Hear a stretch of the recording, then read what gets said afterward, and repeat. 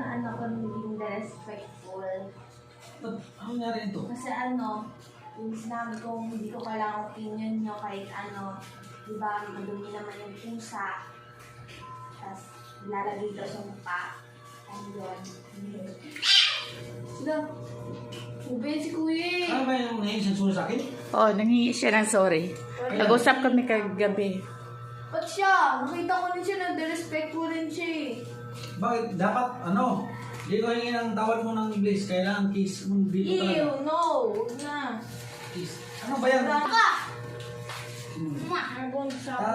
Tatay mo ako eh. Punasan mo yung mukha mo, daddy. Para kikis siya. Yan, o. Oh. Oh, sige na. Make ako! Sige na. Pinunasan ko na. Huwag ka na ba? Nung na.